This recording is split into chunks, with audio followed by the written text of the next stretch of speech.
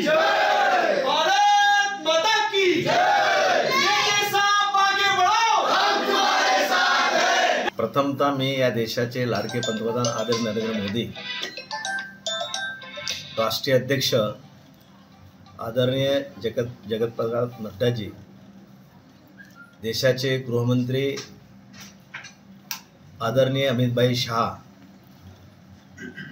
राज्याचे उपमुख्यमंत्री आणि जिल्ह्याचे पालकमंत्री आदरणीय देवेंद्रजी फडणवीस, राज्याचे प्रदेशाध्यक्ष आदरणीय चंद्रशेखर बावनकुळे, ज्यांना चंद्रपूर लोकसभेची तिकीट दिली असे राज्याचे नेते, माझे मित्र आणि वनमंत्री आदरणीय सुधीरभाऊ मुनगंटीवार, आणि ज्यांनी मला मदत केली, सहकार्य केलं, मग लोकसभा क्षेत्रातील पदाधिकारी असेल, कार्यकर्ते असेल, जनता असेल, पत्रकार बंधू असेल, त्यांचंसुद्धा मी मनापासून आभार मानतो, त्यांना खूप खूप धन्यवाद देतो।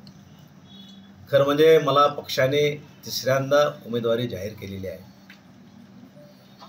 निश्चितच मला परत सेवेची संधी उपलब्ध करून दिलेली आहे। मी 2 टर्म आमदार होतो आणि 2 टर्म खासदार होतो।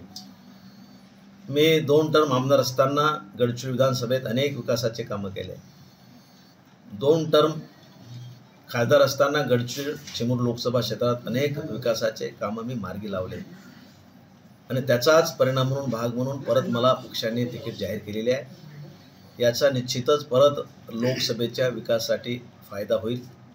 राहिलेले जे प्रश्न आहे ते प्रश्न मी मार्गी लावण्यात मला यश मिळेल, आणि म्हणून मी वरिष्ठ सर्व नेत्यांचे, सर्व पदाधिकाऱ्यांचे, सर्व कार्यकर्त्यांचे, जनतेचं, ज्यांनी मला मदत केली त्या सर्वांचं मी मनापासून परत आभार मानतो, त्यांना धन्यवाद देतो।